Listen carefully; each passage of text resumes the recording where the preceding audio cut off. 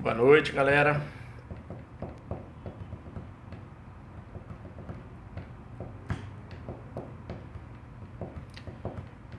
E aí, prima?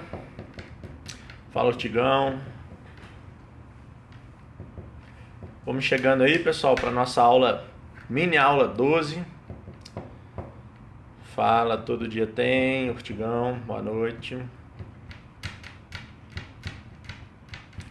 Boa noite, Andiele. Camila, SP.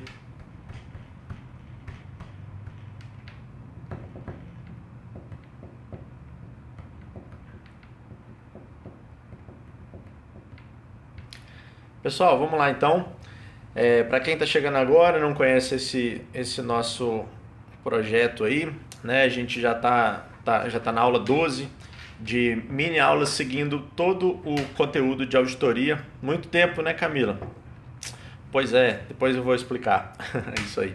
Mas seguindo, pessoal, todo o edital de auditoria para a Receita Federal, tá? Baseado no edital de 2014, beleza? Então a gente tem dado os principais pontos, né? Passando aquilo que é mais relevante, né? Claro, isso não substitui, essa mini aula não substitui um estudo de um curso como um todo, né? Um curso regular aí de auditoria, um curso focado, né? Ou meu, ou de outros excelentes professores que a gente tem no mercado, beleza? Mas isso é uma maneira de você dar uma revisada, quem já estudou, dar uma revisada, né? Focar naqueles principais pontos, quando tem alguma dificuldade, né? Dar uma revisada até em algumas questões que a gente está sempre trazendo para vocês, principalmente da ESAF, tá bom?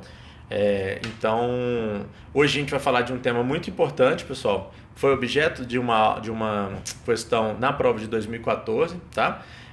As bancas gostam muito, Carlos Chagas até gosta bem mais do que a ESAF, mas a ESAF também cobra, tá? Que são os testes e procedimentos de auditoria, beleza? Então, pessoal, os últimos recadinhos antes da gente começar a aula. Quem não conhece ainda o grupo de estudos do Fontenelle lá no Facebook, tá?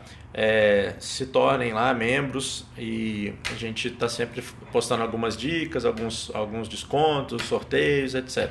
Beleza? Só me pedir autorização lá. Outra coisa, como vocês devem ter percebido, pessoal, o Periscope está um pouco em desuso, né? A galera está meio que deixando o Periscope, está acabando fazendo transmissões ao vivo nas páginas do Face, tá bom? Possivelmente eu também vou partir para isso, tá? Então, assim, quem não curte a minha página lá, é Professor Rodrigo Fontenelle lá no Face, tá? Minha página é profissional. Então, possivelmente, não sei se na próxima mini aula, mas em algum momento eu vou partir para essas mini aulas e as dicas e a interação toda lá pelo canal do Facebook, tá bom?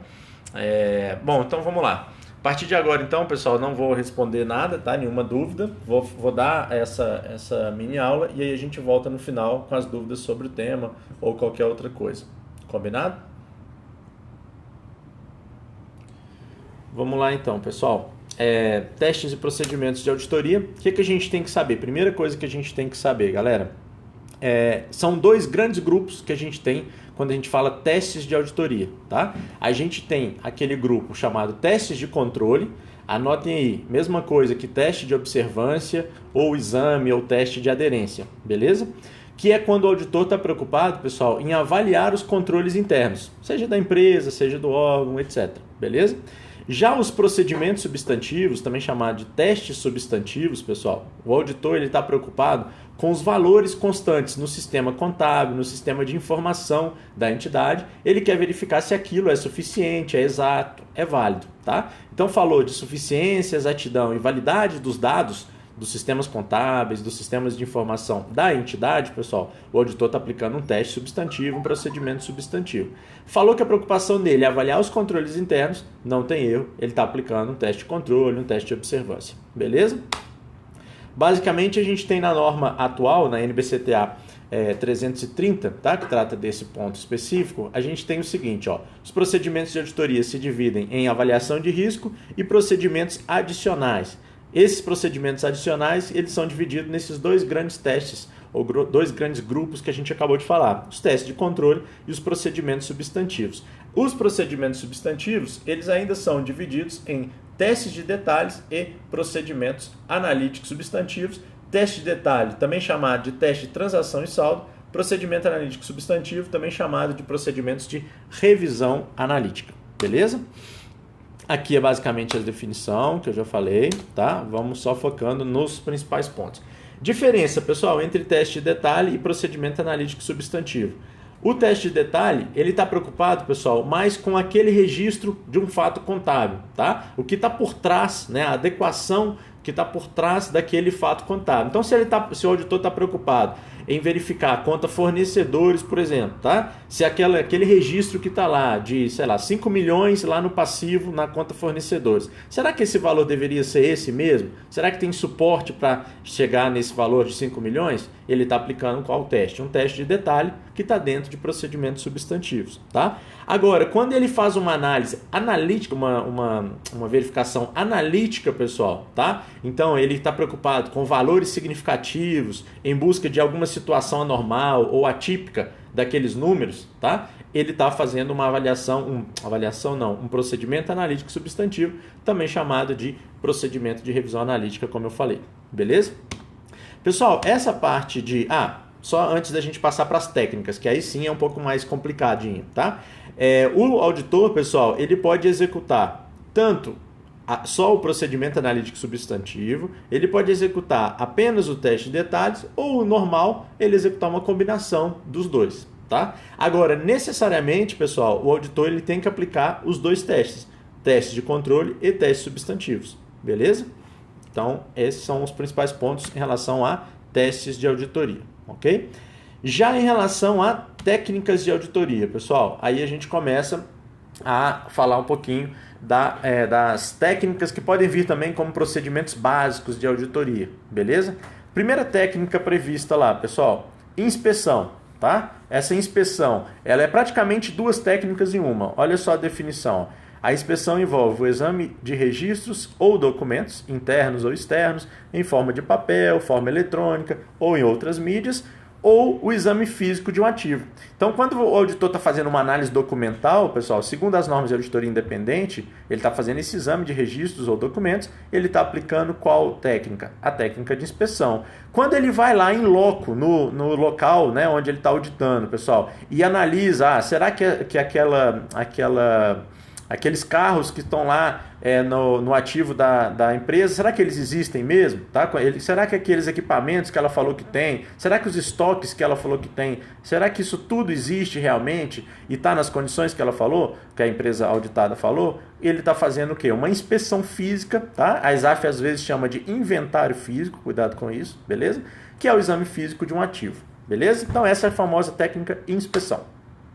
Observação, pessoal, basicamente é quando o auditor só observa, como o nome já diz, tá? Então, quem executa um processo ou um procedimento é a própria empresa auditada. O auditor está lá só fazendo o quê? Só verificando se esse procedimento, se esse processo está sendo executado da forma correta, tá bom? E o exemplo, a própria norma já traz, ó. Observação do auditor, pelo auditor, né, da contagem do estoque pelos empregados da entidade. Então, quem está contando o estoque, pessoal? Os empregados da entidade auditada. E o que o auditor está verificando? Está observando esse processo para verificar se aquilo está sendo feito da forma correta.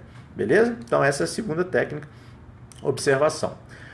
Confirmação externa, pessoal, aqui vocês vão ter que ter muito cuidado. Por quê? Porque é as bancas, a técnica, né, ou o procedimento básico que as bancas mais gostam, tá? Anotem aí os sinônimos. Confirmação externa, mesma coisa que confirmação de terceiros, que é a mesma coisa que circularização. Vem muito com essa nomenclatura. Circularização, tá? Então, o que seria isso, pessoal? É evidência obtida como resposta por escrito, tá? Confirmação externa ou circularização, sempre por escrito, para o auditor, de um terceiro, que é considerado a parte que confirma, tá? Seja em papel, formato eletrônico ou outro meio, tá? Se fosse só isso, beleza, né, pessoal? O auditor, eu quero confirmar aquele saldo na conta cliente, por exemplo, eu vou mandar uma carta, né, assinada pela própria empresa auditada, tá? Tem esse detalhe. Vou mandar para esse cliente para verificar se esse cliente realmente existe, né? Se realmente ele deve, né, à empresa, se a empresa é credora aí desse cliente, tá? Eu estou fazendo o quê? Uma confirmação externa nesse caso, tá? Agora, ela pode se dividir, pessoal, em solicitação de confirmação positiva e negativa.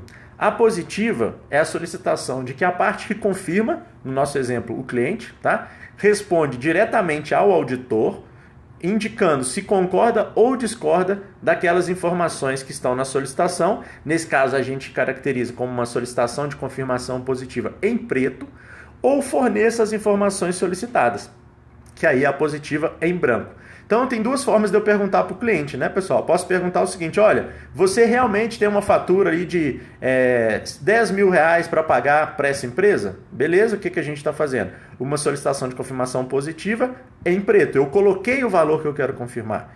Eu posso perguntar de outra forma. Posso virar e falar o seguinte: ô cliente, você você deve alguma coisa, né? Você tem algo a pagar para essa empresa? Se sim, quanto? Tá? Então, é uma positiva em branco. Você não colocou a informação, ok? Já a negativa, pessoal, é a solicitação de que a parte que confirma responda diretamente ao auditor somente se discordar daquela informação que está lá nessa carta de circularização. Então, obviamente, a gente não vai dividir a confirmação negativa em preto e branco, pessoal, porque se eu não colocar o valor que ele precisa concordar ou não, não faria sentido eu usar a negativa, né? Então é claro que a negativa eu tenho que colocar esse valor, né? E deixar claro que ele só precisa responder se ele discordar, ok? Esses são os principais pontos aí da confirmação externa. Indagação, pessoal, também conhecido como entrevista, tá? É a busca de informações junto a pessoas dentro ou fora da entidade. Um ponto importante para a gente lembrar aqui, pessoal, é que as indagações elas podem ser formais e até mesmo feita de maneira oral, verbal, né, informal. O cuidado que a gente tem que ter é que você não pode confiar apenas em uma informação a partir de uma indagação oral, uma entrevista oral, tá? Só isso não é uma evidência suficiente para você concluir sobre aquele assunto, beleza? Recálculo, pessoal, pode vir como cálculo ou como conferência de cálculos também. Essa é bem simples, né? É a conferência da exatidão matemática ali de algum documento, um registro, uma nota fiscal, uma soma qualquer que você tem que fazer. Reexecução, pessoal, é quando você refaz um trabalho originalmente realizado pela parte do controle interno da entidade. Então, quem que é responsável por fazer uma conciliação bancária, por exemplo, entre o livro contábil e o extrato lá do banco? É a própria empresa, tá? O auditor ele pode refazer essa conciliação? Claro que pode. Qual o procedimento que ele está executando? Qual que é a técnica? Reexecução, beleza? E para finalizar, pessoal, a gente também tem como técnica, então, procedimentos analíticos, pessoal, ele é uma técnica, que é o que a gente vai ver agora, e também é uma subdivisão dos testes os testes substantivos ou procedimentos substantivos, tá bom? Então, quando eu procuro verificar, pessoal, se existe, né, uma correlação ali entre dados financeiros e não financeiros, que deveria existir, tá? Eu estou aplicando o quê? Um procedimento analítico ou um procedimento de revisão analítica, tá? Eu vou estar buscando o quê? Uma flutuação, alguma uma divergência, né? Alguma situação anormal ou atípica ali, né, em relação a esses fatores, né? O número de funcionários, por exemplo, dado não financeiro, comparando com despesas com funcionários, um dado financeiro, tá? Ou um FGTS, também financeiro, beleza? Bom, pessoal, aqui tem um resumão que vocês já conhecem. Aqui, ó, tem muitas questões da FCC, né? Como a gente já falou lá no começo, a FCC gosta muito, mas vamos no que interessa, vamos fazer algumas aqui da ESAF. Já começando pela prova de vocês, né, pessoal? A última prova 2014, ó. A empresa Orion S.A. realizou a contagem de seus estoques em inventário físico em 31 de outubro de 2013. O auditor foi contratado para realizar a auditoria das demonstrações de 31 de dezembro, né, que é o encerramento do exercício, de 2013. Em relação ao inventário, pessoal, deve o auditor fazer o quê? A. Validar a posição apresentada nas demonstrações contábeis de 31 de dezembro, uma vez que foi atendida a exigência de inventariar os estoques uma vez ao ano. B. Solicitar nova contagem de inventário em 31 de dezembro ou na data do início dos trabalhos de auditoria, sendo sempre obrigatória sua presença e participação na contagem física e aprovação dos procedimentos de inventário. C. exigir que seja elaborada nota explicativa evidenciando a posição do inventário em 31 de outubro, ressalvando a posição do inventário em 31 de dezembro, esclarecendo que não houve contagem das posições de estoques entre 31 de outubro e 31 de dezembro. Letra D.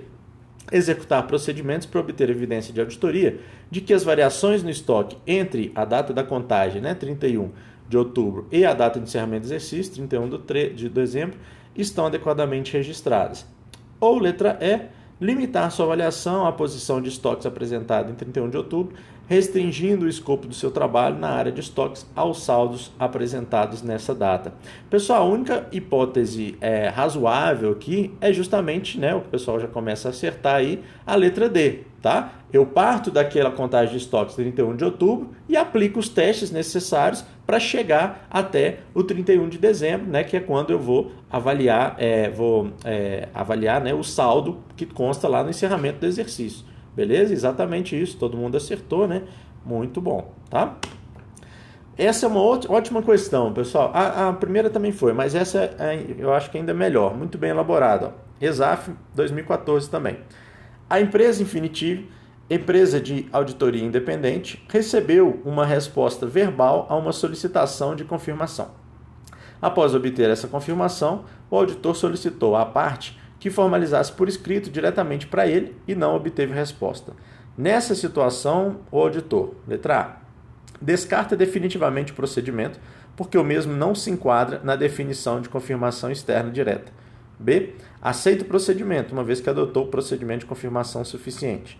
C, classifica como confirmação negativa e valida a área auditada. Letra D, procura outra evidência de auditoria para suportar as informações da resposta verbal.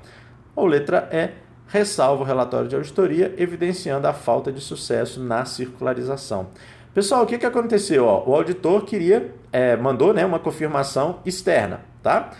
Para essa empresa, beleza? Só que ele recebeu uma resposta verbal. A resposta verbal não é válida, né, pessoal? E aí o que ele fez? Ele pediu para que o circularizado, essa empresa, encaminhasse de maneira formal. E aí sim ele consideraria isso uma evidência de auditoria, tá? Como não fez, pessoal, ele pode simplesmente desconsiderar esse procedimento? Claro que não, ele já teve uma informação, mesmo que verbal, sobre aquele assunto. Então, o que ele vai fazer? Ele vai tentar procurar outra evidência de auditoria para corroborar ou suportar essas informações da resposta verbal. A resposta verbal não é suficiente, mas não é que ele vai desconsiderar isso, tá? Então, por isso que é realmente letra D de dado, ok? E a última de 2010, pessoal. O auditor externo, ao realizar os procedimentos para avaliação de 3 processos da empresa a ser auditada, constatou a seguinte situação. Área 1, baixo nível de risco com baixa probabilidade de ocorrência de erros e ou fraudes. Área 2, alto nível de risco com média probabilidade de ocorrência de erros e ou fraudes. Área 3, alto nível de risco com alta probabilidade de ocorrência de erros e ou fraudes. Com base nas conclusões acima, pode-se afirmar que o auditor, letra A, não deverá realizar testes para a área 1, visto que o risco e a probabilidade de ocorrência de erros é baixa. Letra B, deverá aplicar testes considerando grandes amostragens para todas as áreas. Letra C, somente deverá realizar testes nas áreas 2 e 3, as quais apresentam risco alto. Letra D, em decorrência da probabilidade baixa e média dos itens 1 e 2, os testes de auditoria poderão ser suportados por relatórios de confirmação feitos pela administração da empresa. Letra E, deverá efetuar testes em todas as áreas, conforme estabelece as normas de auditoria. Pessoal, é claro que vai ser letra E. Aí vocês podem perguntar, mas então por que o cara vai lá avaliar? Esse é nível baixo, esse é nível alto, etc, etc. Justamente para focar mais os seus testes, nesse do nosso exemplo aqui, na área 3, né, pessoal? Um alto nível de risco. Mas não quer dizer que porque ele avaliou na área 1, por exemplo, um risco baixo, não quer dizer que ele não precisa fazer teste nenhum. Mesmo porque, pessoal, a avaliação de risco, ela tem a questão do julgamento profissional do auditor, certo? E ele pode errar, certo? Então, ele tem que analisar todas as áreas, mas focando, obviamente, no item 3 aí, nesse caso. Beleza? Pessoal, bom, em relação a testes e procedimentos de auditoria, tá? Seria basicamente isso, tá? Isso tá na NBCTA 330, na NBCTA 500 E a NBCTA 505, que trata de confirmação externa. É tão importante isso, pessoal, que ela tem uma norma, a técnica, né, é tão importante que ela tem uma norma específica, beleza? A NBCTA 505. Combinado? Bom, a partir de agora, então, vamos lá. Dúvidas?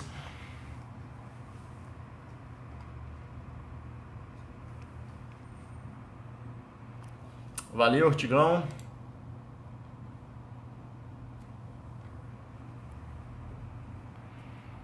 Sem dúvidas, pessoal.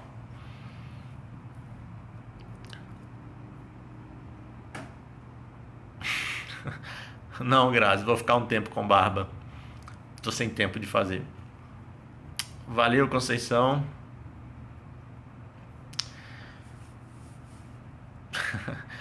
Beleza, Ortigão. O Periscope ele avisa, mas se bem que o meu não tem avisado muito os outros não sei porquê, tá? Diga lá, Carlinha, pode falar.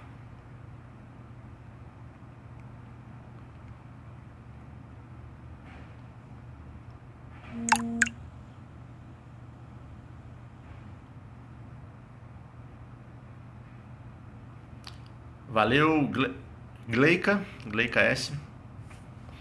Carlinha está estudando para o TCDF também, certo? Isso cai no TCDF também, tá? O edital quando foi retificado, beleza?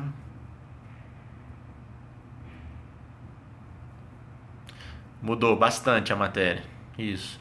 Cobrou o manual de auditoria do TCDF, certo? Passou a cobrar, né, o manual de auditoria do TCDF. Mas qual a dúvida?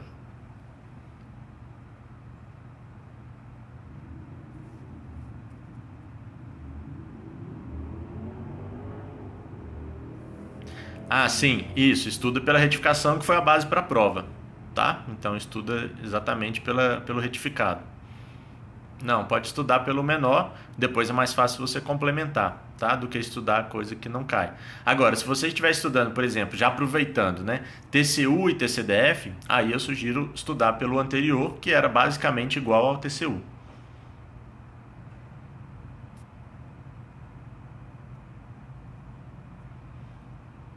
Beleza?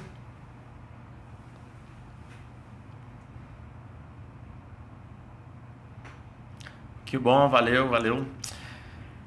Maravilha, pessoal. Então vamos lá. Vou nessa também, né? Cansado.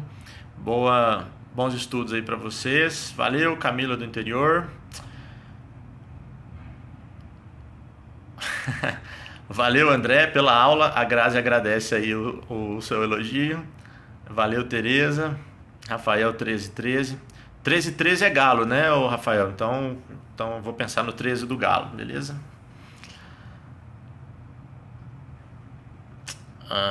Que isso, cara. Não, já perdeu pontos.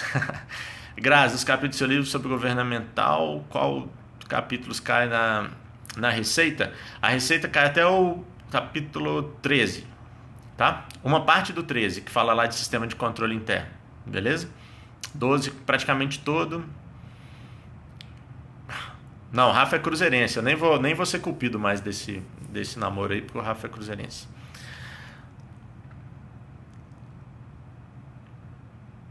Pessoal, vou nessa então.